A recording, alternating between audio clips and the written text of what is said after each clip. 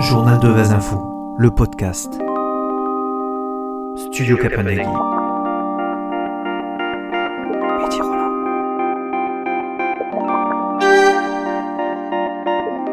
Le quartier de la Devèze à Béziers, l'une de ces barres d'immeubles les plus emblématiques, haute de 56 mètres et qui accueillait 492 logements, a été dynamitée. Aujourd'hui, il s'agit de la plus grosse opération de ce type dans la région.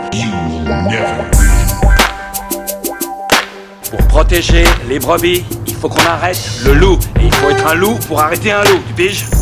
Tu vois, le monde se divise en deux catégories. Il y a ceux qui ont un pistolet chargé et ceux qui creusent. Toi, tu creuses.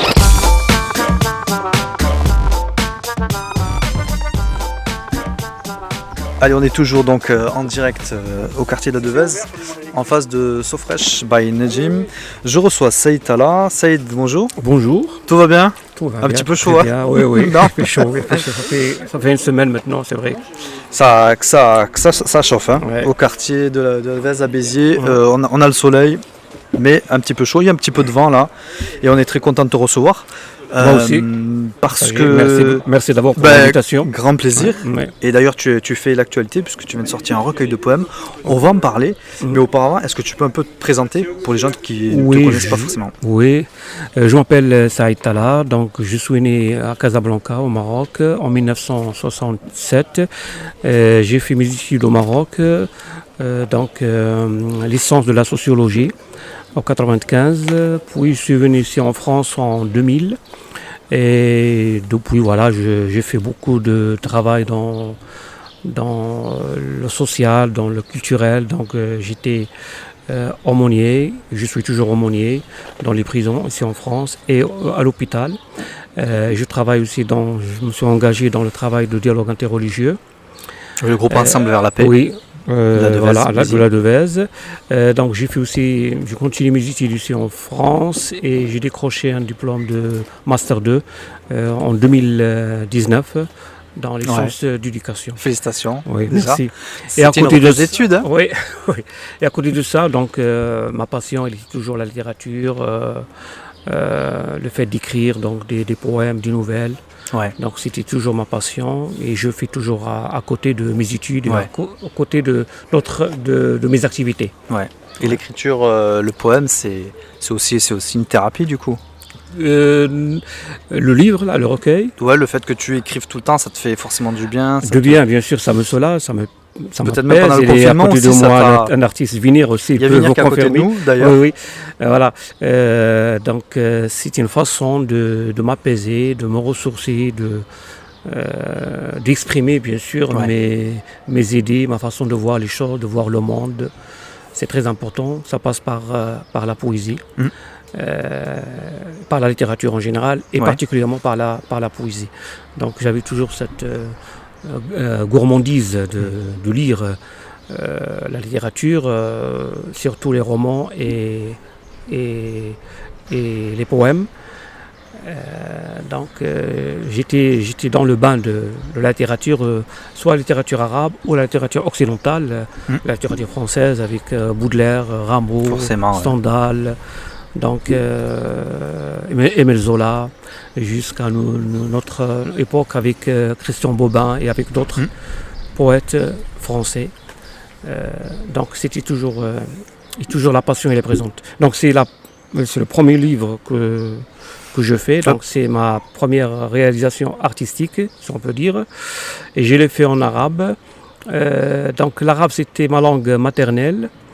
C'est l'arabe qui m'a choisi, parce que c'est ma langue maternelle. Ouais, tout à fait, ouais. Le français aussi, je m'exprime en français, j'écris des articles en français, parfois des petites nouvelles en français, mais j'ai pas osé le pas pour écrire des poèmes en français. Peut-être dans l'avenir je peux faire ça. La langue française, comme j'ai dit, la langue arabe c'était la langue maternelle, et la langue d'adoption c'était le français que j'aime. Donc la littérature française m'a fait aimer la langue française. Donc avec Stendhal, avec, comme j'ai dit, Baudelaire, Rimbaud, Victor Hugo, Albert Camus et d'autres qui ont fait des textes magnifiques et qui ont une dimension universelle. Ils m'ont fait aimer la langue française. Et donc je souhaite dans les prochaines années écrire et faire un bouquin, un recueil de poèmes en français. En français. Mais d'ailleurs la traduction, ça sera faite dans l'avenir, la traduction de ce recueil. Parce qu'il faut dire que le recueil, il n'y a pas de, c'est tout en arabe, il n'y a pas de traduction en français pour l'instant. Non. Mais tu comptes sortir donc les traductions et par la suite même un livre oui, en français. 100% destiné aux francophones. En francophone, oui. Déjà, j'ai une chaîne YouTube qui est donc une chaîne YouTube des poèmes que j'ai installée avec Mehdi Roland.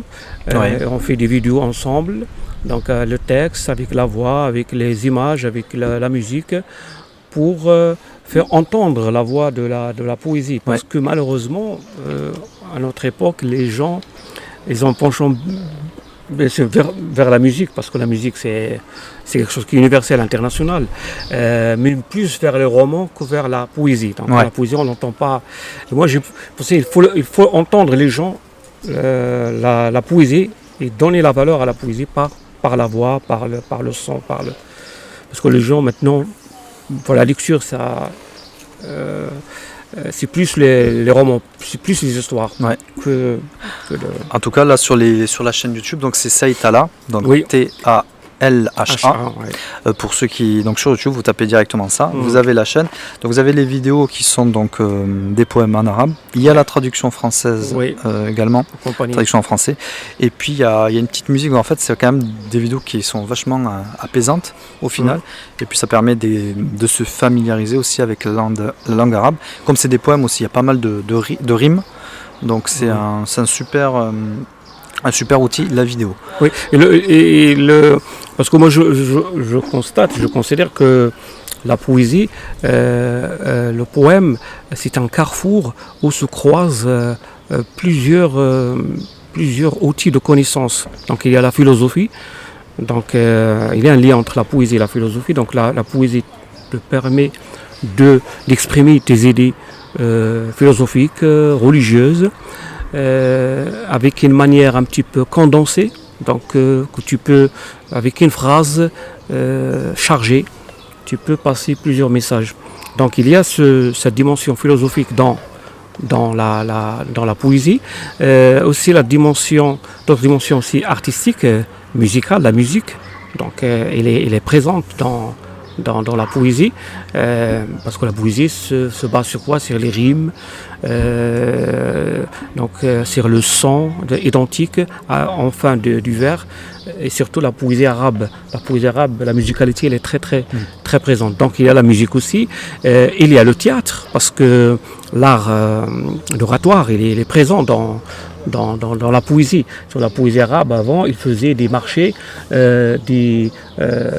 pour que les poètes, à l'époque même avant l'islam, pré-islamique, poètes viennent présenter avec leur voix, leur façon, leurs poèmes. Donc c'était le théâtre aussi, il est présent dans la poésie. Le roman aussi, il est présent. L'histoire, il est présent parce qu'au début on parle de la méthodologie grecque, donc, et elle a été présentée par la poésie, par l'Iliade et l'Odyssée de Homère. Donc aussi les nouvelles où l'histoire elle est présente, la philosophie elle est présente, la musique elle est présente. C'est un carrefour de tout ça, donc la poésie et le poème. C'est pour cela que j'ai cette attirance, cette faiblesse pour... et même le cinéma il est présent, parce que c'est quoi, on capte. Donc le poète, il capte des moments d'inspiration, des scènes d'inspiration, et il essaie de les charger dans un mot ou dans une phrase qui peut résumer 50 pages ou 60 pages. Ainsi, le cinéma, je parle sous le contrôle de Daniel. Daniel qui est toujours là, le réalisateur. C'est vrai, parfois, tu prends un film, c'est des scènes coupées, mais des scènes qui peuvent résumer toute une vie. Donc un film, il peut résumer toute une vie par cette méthode de capture des images et des scènes. Voilà. Donc, en tout cas, on est très content de ça, parce qu'il faut aussi préciser que tu habites au quartier de la Devèze, quoi. Donc c'est quand même une fierté également. Une fierté, parce que c'est de la pauvreté, du ténèbre.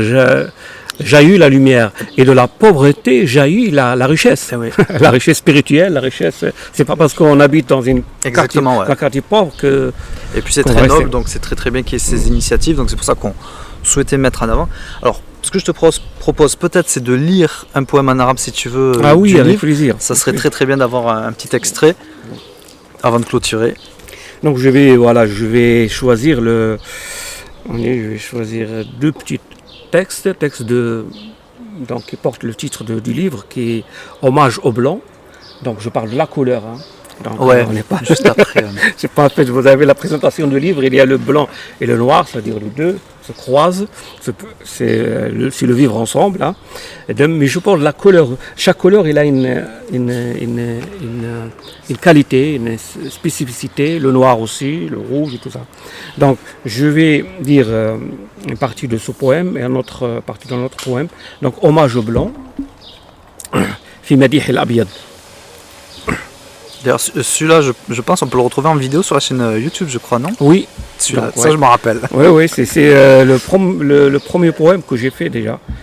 في مديح الأبيض. أحب الأبيض لأن التطلع إلى القادم من صفاتي، ولأني أحب الارتعاش أمام الاحتمالات. ليس كالأبيض من يغريك بجغرافية التوغل، ليس كالأبيض عذرية، والأبيض سمائي حين تحن سمائي فينفجر الرعد والمطر ويصدح صخب الأطفال في الشوارع والحارات. الأبيض حكاية عشق يوقع عليه الأحمر ختم القبل المسروقة والآهات، والأبيض سيرة التلج وابتسام الأقحوان، وهو اللبن يشرب منه النبيء ليلة المعراج ليصعد عاليا إلى ملكوت السماء. هو الفطرة لا قالب لها حرة وفاتنة، هو الكفن يتجلبب به المتعبون من سراب الألوان، وهو الصفحة تتحدى ما فيك من جنون الخيال، والأبيض ضمير الليل المشوس يترقب تنفس النهار، والأبيض هو الأبيض قابل للتنوع والتشكل والانفجار، قابل لأن يقبل روحك ويسافر، قابل لأن ينسى بياضه وينصهر في ذرات الأكوان. Bravo, en tout cas. Oui, merci. Donc celui-là, on peut le retrouver sur YouTube, oui. Sur la chaîne Saïtala, vous tapez et vous tombez dessus. En tout cas, merci. Merci à vous. Je pense qu'on te retrouvera pour d'autres casquettes, notamment aumônier. Ce serait très très intéressant de parler, puis ce sera l'occasion de parler du dialogue interreligieux qui se passe au quartier de la Devèze, qui est très très important, très prégnant. En tout cas, on te souhaite pour la suite le meilleur pour continuer merci beaucoup. Ton travail en tout cas. Merci beaucoup. Merci à toi, Saïd. Au revoir.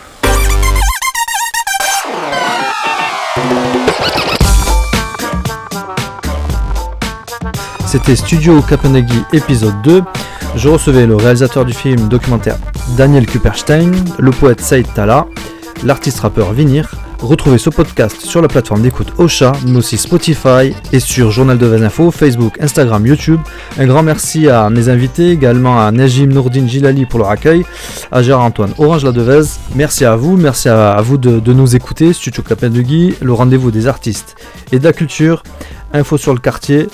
Un peu d'histoire, nostalgie, nous sommes fiers de notre quartier, tant pis pour les grincheux et les autres haters, prenez soin de vous, prenez soin des autres, vive la Devèze, Taria la Devèze, on se retrouve le mois prochain, bye bye. Studio Kapanagi.